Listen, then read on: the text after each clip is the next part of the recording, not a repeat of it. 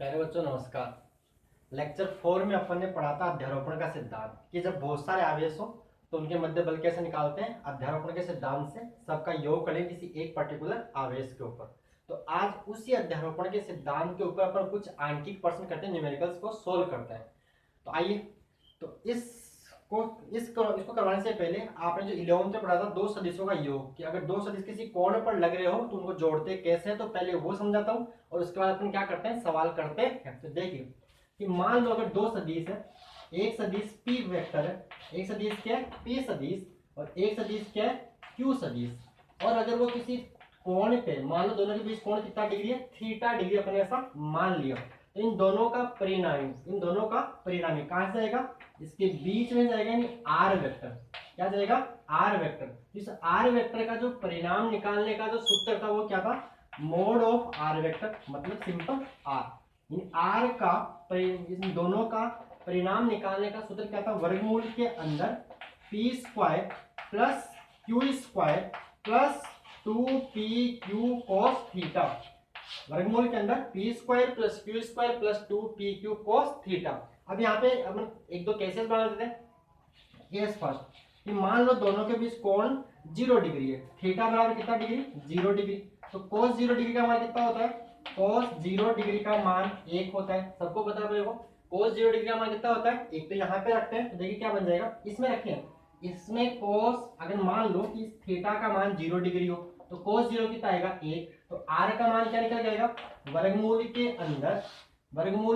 अंदर P square plus Q square plus 2pq into cos 0 का मान कितना, 1। तो ये क्या बन गया, देखो P square plus Q square plus 2pq, यानी एक तरह से a प्लस b का होल स्क्वायर का होता है a square plus b square plus 2ab।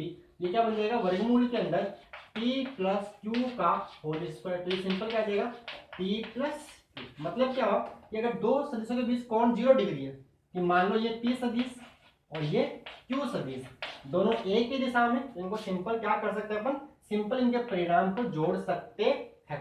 तो पहला केस तो ये हुआ। दूसरा केस क्या हुआ, कि मान लो दोनों के बीच कोण, इसके बीच में, इसका मतलब क्या हो गया, P और Q समझ आ गया कि थीटा बराबर 0 डिग्री।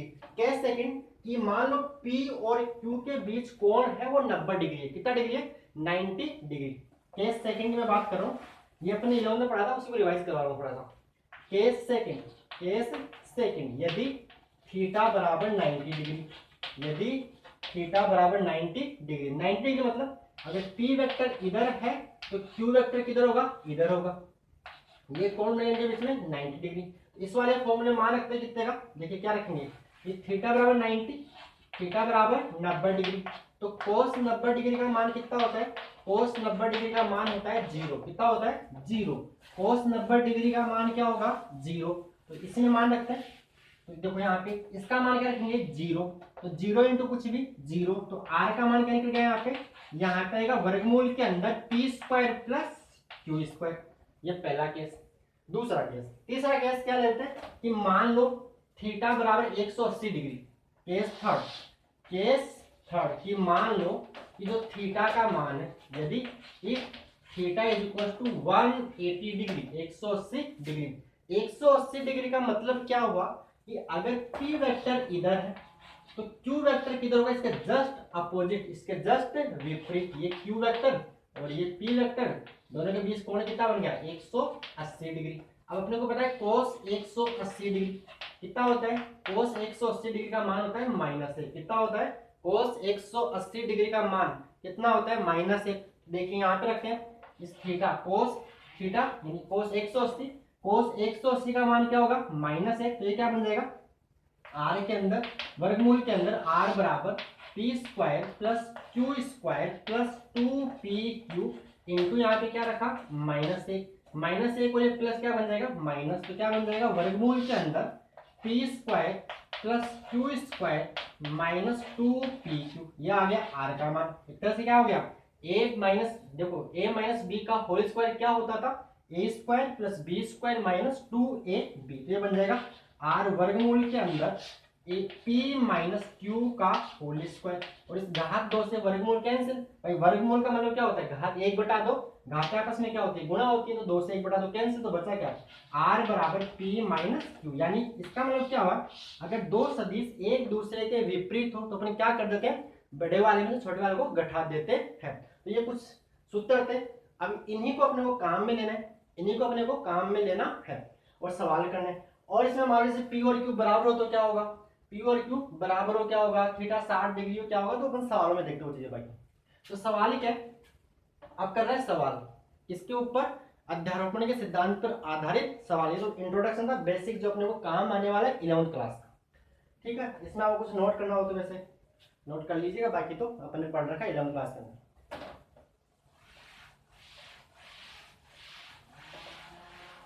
आप जब भी बैठे तो पेन और कॉपी साथ में लेके बैठे एक क्लास की तरह।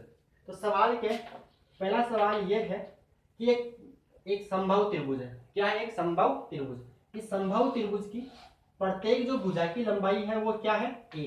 यहाँ पे a, ऐसा दर्शाया कि समबाहु त्रिभुज जिसकी प्रत्येक भुजा की लंबाई a है, उसके तीनों सिरस a b व c, इसके तीन सिरस क्या हो गए, a सिरस, ये b सिरस और ये c सिरस। इसके तीनों शीर्षों पर q आवेश रखा है, q q और q, ऐसे तीन आवेश रखे हुए, कितना, q q और q, कैपिटल Q। यहाँ भी q आवेश रखा हुआ है, यहाँ भी q आवेश रखा हुआ है, यहाँ भी q आवेश रखा हुआ है। और सवाल क्या है, इस सिरस C पर रखे, सिरस C पर रखे आवेश पर परिणामी बल ज्ञात कीजिए। सिरस C पर रखे आवेश पर परिणामी बल ज्ञात कीजिए। हमें क्या करना है, इस C के ऊपर बल निकालना है, कुल कितना बल लग रहा है। तो देखिए यहाँ पे कितने आवेश है, 3 आवेश है। दो आवेशों के मध्य बल कैसे निकालते हैं, कूलाम के नियम से। अब यहाँ कितने आ गए, 3, तो क्या लगाएंगे, अध्यारोपण का सिद्धांत, प्रिंसिपल ऑफ सुपरपोजिशन। तो देखिए, अब देखिए C पे निकालना है, तो C के अपन इसको A वाले को और C वाले को देखते हैं। A पे कितना आवेश रखा हुआ है, प्लस Q, C पे क्या रखा हुआ है, प्लस Q।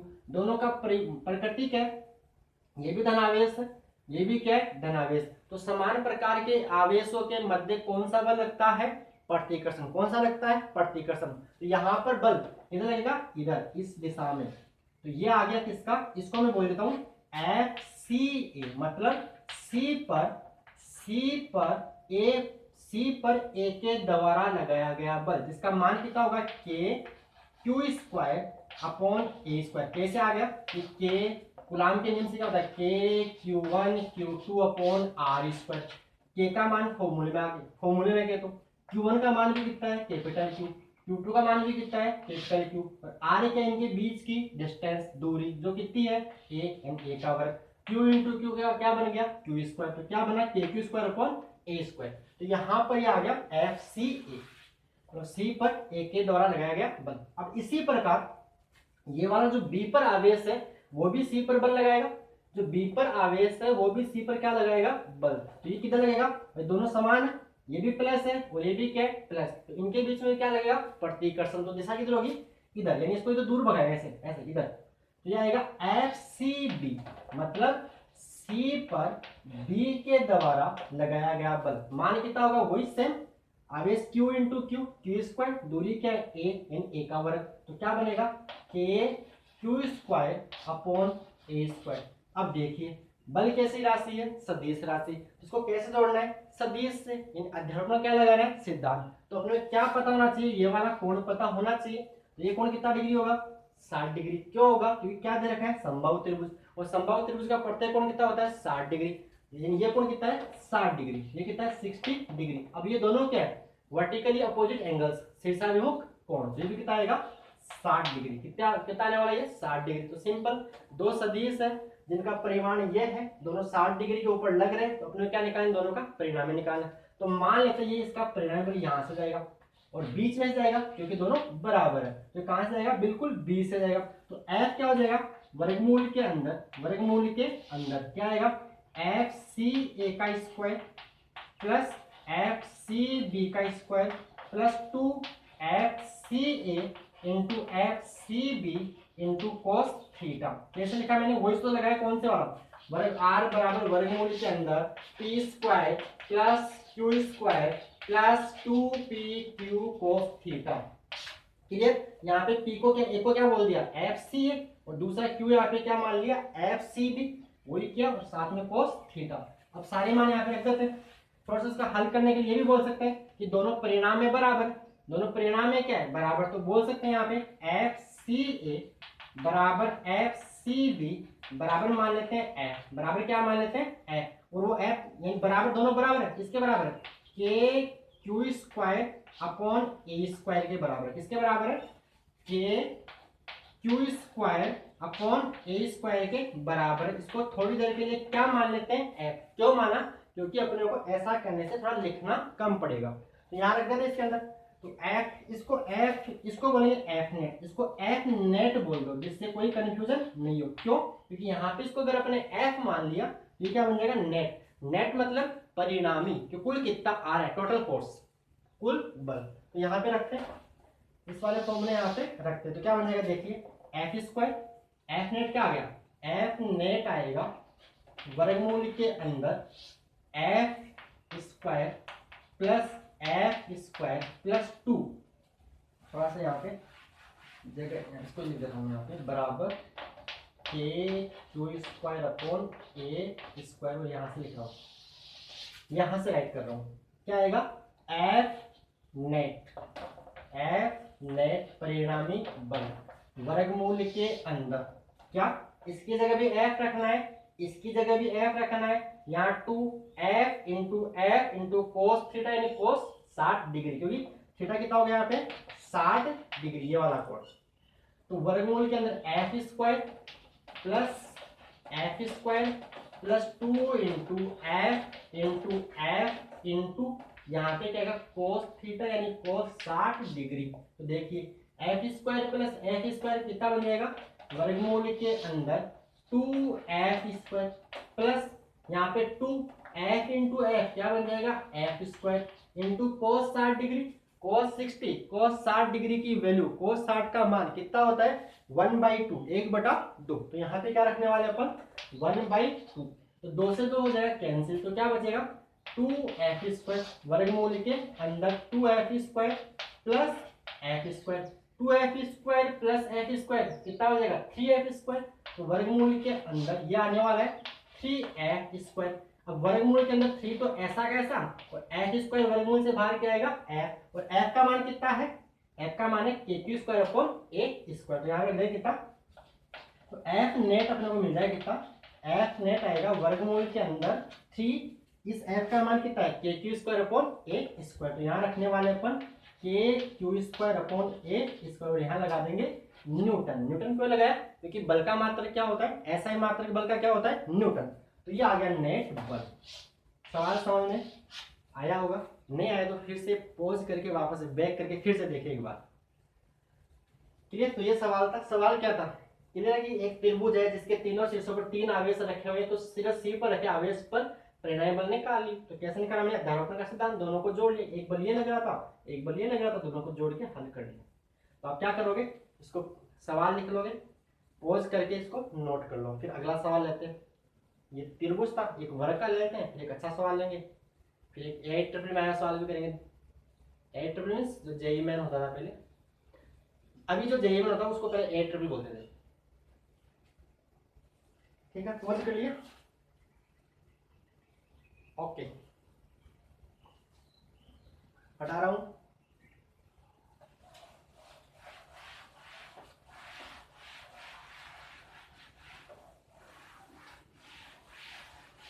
अगला सवाल है कि एक वर्ग, क्या है एक वर्ग, वर्ग के चारों शीर्षों पर क्यू क्यू क्यू आवेश रखे हुए, तो उसके एक शीर्ष पर किसी एक शीर्ष पर परिणामी बल का मान ज्ञात कीजिए। सवाल क्या है कि ये एक वर्ग है, ये क्या है एक वर्ग, इस वर्ग के चारों शीर्षों पर ये ए शीर्ष है, ये इसका बी शीर्ष है, ये इसका सी शीर्ष है, और इसका मान लेते हैं डी शीर्ष है। यहाँ भी आवेश रखा है क्यू, यहाँ भी आवेश रखा है, यहाँ पर भी इस जो बी शीर्ष है यहाँ पर भी आवेश रखा है कैपिटल क्यू, और ये शीर्ष है बी, कौन सा है बी। यहाँ भी क्या रखा है कैपिटल क्यू, यहाँ भी क्या रखा है कैपिटल क्यू। सवाल क्या हो गया, एक वर्ग जिसके चारों शीर्ष ए बी सी डी पर क्रमशः क्यू क्यू यानी सभी शीर्षों पर कैपिटल क्यू आवेश रखा हुआ है, तो शीर्ष बी पर रखे आवेश पर परिणामी बल ज्ञात कीजिए। ऐसा है आपकी बुक में एक एग्जाम्पल भी दे रखा है, वो एग्जाम्पल कौन सा दे रखा है, एग्जाम्पल 1.12 बार एग्जाम्पल पहले चैप्टर का, ये ऐसा ही है सर, ऐसे डिट्टो ही है भाई। तो क्या है, अपने क्या करना है, यहाँ पे इसको एग्जाम्पल 1.12 की तरह वही है, वही सवाल। यहाँ पर भी क्या निकालना है, परिणामी बल सब तो बराबर होगा, जितना यहाँ होगा उतना ही यहाँ होगा, उतना यहाँ होगा उतना ही यहाँ होगा, अपने किसी एक पर निकाल लेते हैं। उन्होंने सवाल ये कर दिया कि सिरस बी पर रखे कैपिटल क्यू आवेश पर परिणामी बल ज्ञात कीजिए। तो आइए सॉल्व करते हैं। तो देखिए, इस आवेश कैपिटल क्यू पर ये भी बल लगाएगा, इसको बोल देते हैं, क्या बोल देते हैं, इसको बोल देते हैं F1 बोल दो, जिसे लिखना कम पड़ेगा, F1 बोल देते हैं। इसके ऊपर ये भी बल लगाएगा, कितना बोल देते हैं इसको, F2 बोल देते हैं, F2 बोल देते हैं। क्यों दिशा इधर ही क्यों ली, क्योंकि दोनों कैसे हैं, प्लस है, समान आवेश है, समान प्रकृति के आवेश एक दूसरे को क्या करते हैं, प्रतिकर्षित करते हैं। इसको ऐसे ही, इसको दूर फेंकेगा उठा के, इसको दूर फेंकेगा ऐसे, तो दोनों ये दोनों। तीसरा, ये वाला भी इसके ऊपर क्या लगाने वाला है, बल। इसका जो डायरेक्शन आएगा वो कैसे आएगा, ऐसे आएगा। इसको मैं बोल देता हूँ थोड़ी देर के लिए F3, क्या बोल देता हूँ, F3। अब देखिए, इस वर्ग की प्रत्येक भुजा दे रखी है सवाल में, ए भाई वर्ग है, चारों भुजाएं क्या होगी, बराबर होगी, चारों भुजाएं क्या होगी, बराबर। तो अपन ने क्या मान ली, सवाल में दी होगी कि प्रत्येक भुजा ए है, दो है, जो भी, मैंने सिंपल यहाँ पे क्या मान लिया, ए मान लिया। अपने क्या निकालना है कि क्यू पर, ये जो बी पर आवेश है क्यू, इसके ऊपर नेट बल क्या होगा, परिणामी बल क्या होगा, ये अपने को सोल्व आउट करना है।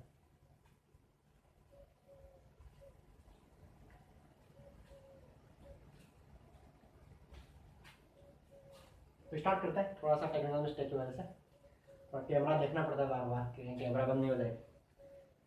ओके देखिए, हाँ कैपिटल क्यू। तो देखिए ये दोनों एक दूसरे क्या है, या ये भी इसके ऊपर बल लगा रहा है, ये भी इसके ऊपर लगाएगा और ये भी इसके ऊपर लगाएगा, भुजा क्या है, ए। ये क्या बन गया, वर्ग का विकर्ण। तो आपको याद होगा वर्ग का विकर्ण क्या होता है, √2 इंटू भुजा कैसे लगाया, पाइथागोरस प्रमेय लगा 90 डिग्री है, तो कर्ण स्क्वायर बराबर आधार स्क्वायर प्लस लंबे स्क्वायर से इसका मान कितना आने वाला है, इसका मान आएगा √2। ये आपको याद होना चाहिए, वर्ग का विकर्ण कितना होता है, √2a होता है। कैसे हुई, सिंपल पाइथागोरस प्रमेय लगा के, ये ए है, ये है, तो ये वर्गमूल के अंदर a square plus a square बाहर क्या आएगा, 2a स्क्वायर, तो कितना बचेगा, √2a। यानी आपको याद होना वर्ग का जो विकर्ण है वो होता है √2 इंटू भुजा होता है।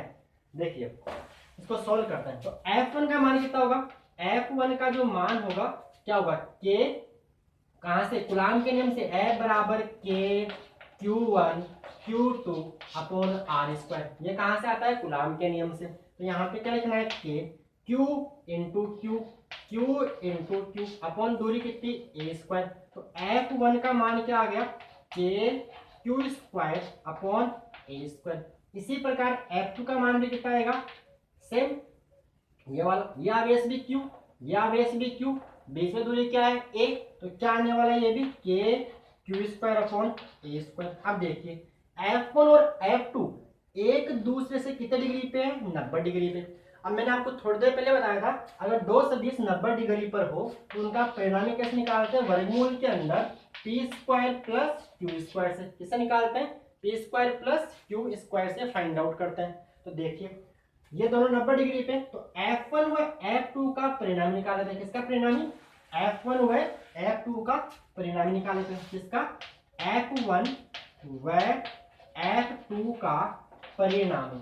अब ये परिणामी कहां से जाएगा, बिल्कुल जस्ट बीच में से जाएगा।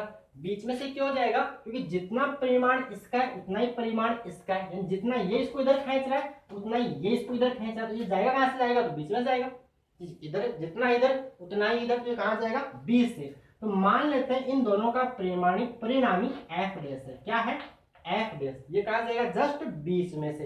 ये होगा क्या, f डैश इन दोनों का, F1 और F2 का परिणामी वो F3 एक ही दिशा में होंगे।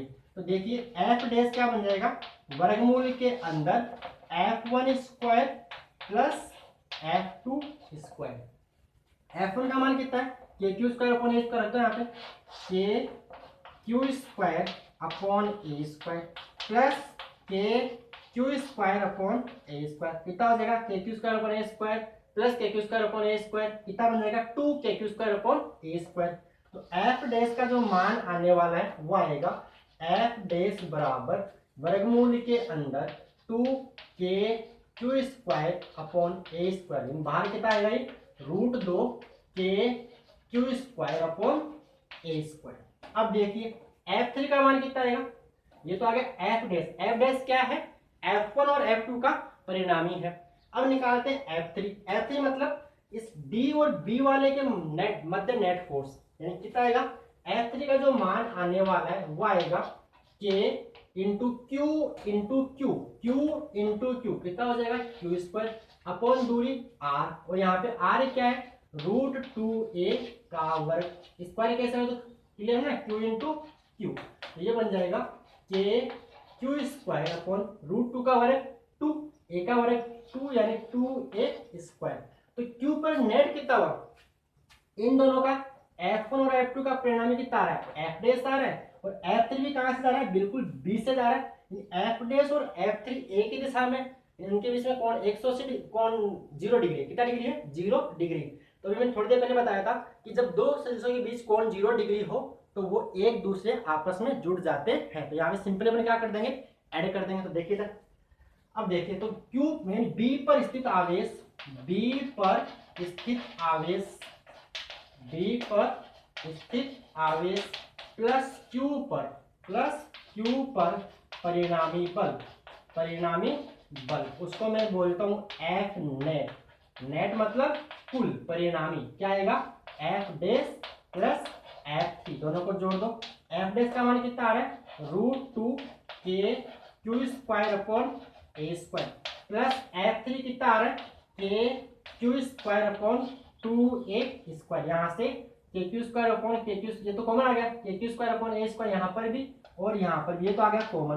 तो F नेट क्या निकल के आ गया, F नेट आ गया के क्यू स्क्वायर अपॉन ए स्क्वायर, तो आ गया कॉमन। तो यहाँ क्या बचा √2 प्लस 1/2 न्यूटन। और कोई आप दिशा की बात करो, दिशा किधर आएगी D से B, यानी DB की ओर, किधर आएगा ये D से B। भाई देखो नेट किधर जा रहा है, इधर जा रहा है इस साइड में, यानी D से B की ओर, DB की ओर। तो यहाँ क्या रखेंगे दिशा DB की ओर, N फॉर न्यूटन, ये होता है बल का मात्रक।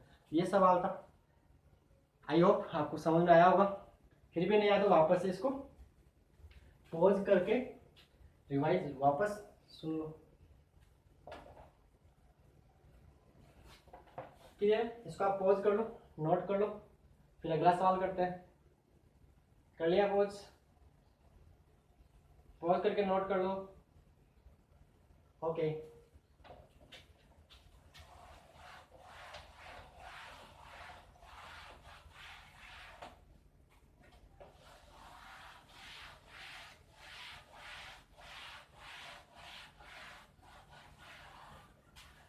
अगला सवाल आप करोगे, आपको देता हूँ, नहीं तो कमेंट बॉक्स में डालना कि हमारे से नहीं हुआ, फिर आगे कल सॉल्व करूंगा इसको। सवाल क्या है कि ये त्रिभुज है, यहाँ पे क्यू आवेश है, यहाँ पे क्यू आवेश है, यहाँ पे आप होमवर्क है, यहाँ क्या है होमवर्क। उसके केंद्र पर, ये संभाव त्रिभुज, कौन सा त्रिभुज है संभाव त्रिभुज, और इसके केंद्र पर कैपिटल क्यू आवेश रखा हुआ है। इसके केंद्र पर क्या रखा हुआ है कैपिटल क्यू आवेश। तो कैपिटल क्यू पर परिणामी बल ज्ञात कीजिए, ये आपका होमवर्क है। नहीं होता है तो कमेंट बॉक्स में डालोगे हमारे से नहीं हुआ तो इसको मैं कल सोल्व करवा दूंगा। एक सवाल तो यह है, और दूसरा सवाल ये है कि ये वर्ग है, ये क्या है वर्ग। वही सारा काम, यहाँ पे इसकी भुजा ए है, इसकी भुजा ए है, इसकी भुजा ए है, इसकी भुजा ए, यहाँ पे कैपिटल क्यू आवेश रखा है, यहाँ पे कैपिटल क्यू रखा है, यहाँ पे कैपिटल क्यू रखा है, यहाँ पे कैपिटल क्यू रखा हुआ है, और इसके केंद्र पर, और इसके केंद्र पर, और इसके केंद्र पर रखा हुआ है स्मॉल क्यू आवेश। क्या रखा हुआ है स्मॉल क्यू आवेश। तो बताओ स्मॉल क्यू पर नेट बल कितना होगा, परिणामी बल कितना होगा, ये आपको निकालना है। नहीं होता है तो बोल देना, होता तो अच्छी बात है, आंसर बताना कमेंट के अंदर कि कितना आंसर आ रहा है, ठीक है। आगे स्टार्ट करते हैं। अच्छा सवाल, ऐसे थोड़ी सी मैथ्स लगा देते उसके अंदर, और ये थोड़ी सी फिजिक्स लगाते हैं, थोड़ी सी मैथ्स लगाते हैं, और सवाल बन जाएगा अच्छे वाला। तो देखिए सर,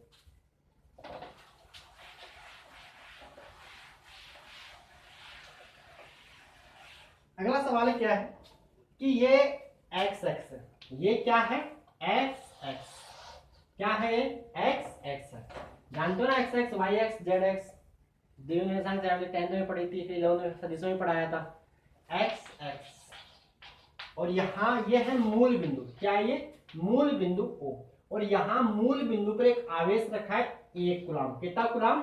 1 कूलम। मूल बिंदु पर एक आवेश रखा हुआ है 1 कूलम। और फिर ये दूरी 1 मीटर, ये हो गया मूल बिंदु 1 मीटर। 1 मीटर पे आवेश रखा है 1 कूलम। 2 मीटर पे आवेश रखा है 8 कूलम। कितना रखा है? 8 कूलम। 3 मीटर पर आवेश रखा है 27 कूलम। ऐसे करते गए 4 मीटर पे 64, 5 पे 125 और ऐसे करते गए तो लास्ट में 10 मीटर पर आवेश रखा हुआ है 1000 कूलम। कितना रखा हुआ है? 1000 कूलम। तो इन सभी आवेशों के द्वारा मूल बिंदु पर रखे 1 कूलम आवेश पर परिणामी बल ज्ञात कीजिए। सवाल ने समाधान लिख लो। क्या है कि x एक्स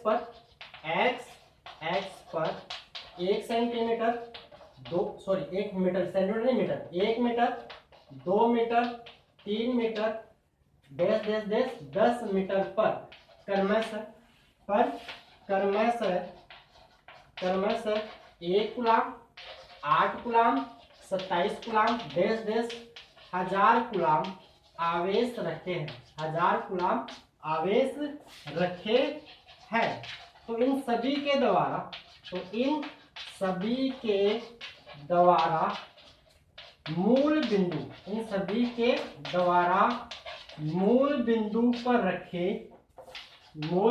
पर रखे 1 कूलम आवेश पर परिणामी बल ज्ञात कीजिए। ये सवाल है। आप इसको नोट कर लीजिए सवाल को और पहले एक बार इसको खुद सोल्व करने की कोशिश करोगे, उसके बाद सवाल लिखोगे, वीडियो को पॉज करोगे, हल करोगे, नहीं आता तो फिर सॉल्यूशन देखोगे। तो देखिए सवाल को आप नोट कर लो पॉज करके, मैं इसको सोल्व कराता हूँ। सवाल समझ आ गया कि एक्स एक्स है, मूल बिंदु पे एक आवेश रखा है 1 कूलम, फिर 1 मीटर पे 1 कूलम, 2 मीटर पे 8 कूलम, 3 मीटर पे 27 कूलम और ऐसे ऐसे करते गए तो 10 मीटर में रखा हुआ है 1000 कूलम। अपने कहा निकाले मूल बिंदु पर रखे 1 कूलम आवेश को परिणामी बल। सवाल नोट कर लो, मैं इसको पॉज कर रहा हूँ। पॉज क्या कर रहा हूँ? पॉज साफ करोगे, मैं इसको रब कर रहा हूँ, साफ कर रहा हूँ। तो देखिए इसको मैं फिर से बना रहा हूँ। ये अपने पास सवाल है, ये मूल बिंदु पे एक आवेश रखा हुआ है 1 कूलम। कितना कूलम? 1 कूलम। 1 कूलम। फिर 1 मीटर पे कितना? 1 कूलम। 2 मीटर पे कितना? 2 कूलम। 3 मीटर पे कितना? 2 मीटर पे 8 कूलम। 3 मीटर पे 27 कूलम। ऐसे करते हुए 10 मीटर पे 1000 कूलम आवेश रखा। तो देखिए पहले इन दोनों को देखते हैं। ये दूरी कितनी है? 1 मीटर। दोनों कैसे आवेश है? धन आवेश। बल कैसा लगेगा? प्रतिकर्षण। यानी कितना लगेगा? इस साइड में, इधर लगेगा। ये दोनों 1 और 8 को देखो, दोनों कैसे हैं? धन आवेश। यहाँ भी क्या होगा? बल इधर 1 और 27 दोनों कैसे हैं? धन आवेश। तो कैसा लगेगा? इधर। यानी सभी के द्वारा जो बल है वो किस में जा रहा है? माइनस एक्स में। किस में जा रहा है? अगर इसको अपन प्लस एक्स मानते तो क्या होता है? Minus x. सारे एक दिशा में सिंपली सभी को जोड़ सकते हैं। तो करना कुछ नहीं, सबको सिंपल जोड़ लेना है। तो मान लो ये बल लगा रहा है F1, इनके बीच में जो बल है उसको मान लेते हैं। इनके बीच में 1 और 1 के बीच में वाले को मान लेते हैं F1, 1 और 8 वाले को मान लेते हैं F2, ऐसे 1 और 27 F3, F4, F5 और सबको कर लेंगे, जोड़ लेंगे। तो मूल बिंदु पर रखे आवेश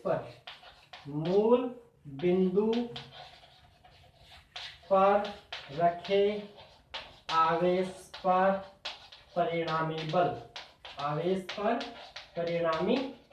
बल देखिए क्या होगा? F नेट क्या आएगा? वो F1 plus F2 plus F3 plus 10 के बाद कितना लगेगा? F10। अब F1 का मान कितना आएगा? Q1 into Q2। Q1 कितना है? 1। Q2 कितना है? 1। इनके बीच दूरी भी कितनी है? 1, यानी 1 का वर्ग प्लस F2। Q1 कितना है? इनके फॉर्मूले में आता है। Q1 कितना है? 1। Q2 कितना है? 8। और इनके बीच की दूरी कितनी है? किसके बीच में? मूल बिंदु वाले में और 2 वाले में 2 मीटर। तो सारी दूरियां कहां से मापते हैं? मूल बिंदु से। यहाँ कितना आएगा? 2 का वर्ग प्लस F3 क्या होगा? Q1 कितना है? 1। यहाँ पे Q2 कितना हो गया? 27, तो Q1 1 Q2 27, तो नीचे दूरी कितनी 3 का वर्ग, ऐसे जोड़ते हैं कहाँ तक जोड़ेंगे 10 तक, कितना आएगा ऐसे प्लस प्लस डैश डैश के इंटू Q1 कितना 1 और Q2 कितना 1000 और दूरी कितनी 10 का वर्ग। तो देखिए सबसे के कॉमन, सबसे के कॉमन, यहाँ क्या बचा 1 इंटू 1 1 का स्क्वायर 1 प्लस के बाहर, भाई के तो सबसे कॉमन आ रहा है तो के को तो ले लिया बाहर, के को तो ले लिया बाहर। यहाँ कितना ऊपर 8, नीचे कितना 2 का वर्ग कितना 4, 8 बटा 4 कितना होगा 2 प्लस आगे कितना देखिए 27, नीचे 3 का वर्ग कितना 9, तो 27 में 9 का वर्ग कितनी बार जाएगा 3 बार प्लस चलते गए लास्ट में कौन रहेगा 1000, नीचे 10 का वर्ग कितना 100, तो कितना बचेगा 10। तो सिंपल क्या करना है सबको जोड़ लेना है। कैसे 1 प्लस 2 प्लस 3 ऐसे करोगे, नहीं ऐसे नहीं करते हैं। जो मैथ्स वाले उनको तो शायद पता होगा, जो बायो वाले उनको ही बताता हूँ कि प्रथम एन प्राकृत जैसे 1 2 3 मान लो कहाँ तक जा रही है एन तक, तो प्रथम एन प्राकृत संख्या को जोड़ने का सूत्र होता है एन इंटू एन प्लस 1/2। यहाँ पे एन कौन क्या होता है लास्ट वाली संख्या, तो यहाँ पे एन का मान कितना आ रहा है 10, या आप नोट कर लेना, मैं लिख रहा हूँ सूत्र क्या है N N plus 1/2 N into bracket में एन प्लस 1/2। यहाँ देखो के का मान कितना, ये तो क्या एन का मान कितना है 10 इंटू 10 प्लस 1/2, के का मान रख दो कितना 9 इंटू 10 की घात 9, 2 से कितनी बार कटेगा 5 बार, तो 5 10 प्लस कितना हो जाएगा 11, तो कितना हो गया इसको हल कर लो 9 इंटू 5 कितना 45, और 45 किससे गुणा करना है 11 से, तो गुणा करके कितना आएगा ये 4 5 और 4 5 5 4 कितना हो जाएगा 5 4 9 495 इंटू 10 की घात 9, ये बन जाएगा 495 इंटू 10 की घात 9, और यहाँ पे क्या आ जाएगा न्यूटन। अगर अपन यहाँ पे क्या लगाना चाहिए पॉइंट लगाना चाहिए, क्या लगाना चाहिए पॉइंट, इसको करते हैं 100 से गुणा कर देते हैं और 100 से भाग देते हैं, बन जाएगा 4.95 इंटू 10 की घात 11 न्यूटन। किधर लगेगा ये माइनस आई केप, किधर लगेगा माइनस आई दिशा में। माइनस आई केप क्यों लिखा, क्योंकि सारा बल किधर जा रहा है माइनस एक्स में जा रहा है, तो इसे लिखा 4.95 इंटू 10 की घात 11 न्यूटन। ये क्यों लिखा, क्योंकि अपन ने पढ़ा था 11वीं क्लास के अंदर वैज्ञानिक संकेतन, यहाँ जो भी होता है वो 1 और 10 के बीच में होना चाहिए, इसलिए लिखा है यहाँ पे। क्लियर यहाँ तक ये सवाल है। अब आपको ऐसा ही सवाल आपकी बुक में दे रखा है, और वो एग्जाम्पल कौन सा है, वो एग्जाम्पल आपकी बुक का 1.13 थोड़ा सा वहां पे गुणोत्तर श्रेणी कौन सा गुणोत्तर श्रेणी जीपी अनंत गुणोत्तर श्रेणी को जोड़ने का सूत्र होता है एस अनंत upon A upon 1 minus R. अगर जिसको जीपी आती है वो तो कर लेगा, जिसको जीपी नहीं आती है तो कमेंट में बोल देना हमसे नहीं होता हम करवा देंगे। ओके, ये समझ में आया कि नहीं, आप ये समझ में आ गया होगा, इसको पॉज कीजिए, नोट कीजिए, हल कीजिए, फिर भी नहीं होता है वापस से वीडियो देखिए, फिर भी नहीं होता है तो कमेंट में बता दीजिए, दोबारा समझा दीजिए, नहीं तो वैसे तो आपके पास वीडियो आप कर सकते हो। तो आज की वीडियो में इतना ही, अभी सवाल और करवाएंगे इसके ऊपर, अभी सवाल पूरे नहीं हुए हैं, एक वीडियो इसके ऊपर और बढ़ाएंगे कूलाम के नियम के ऊपर, अध्यापन के सिद्धांत के ऊपर। धन्यवाद, आज की वीडियो में इतना ही।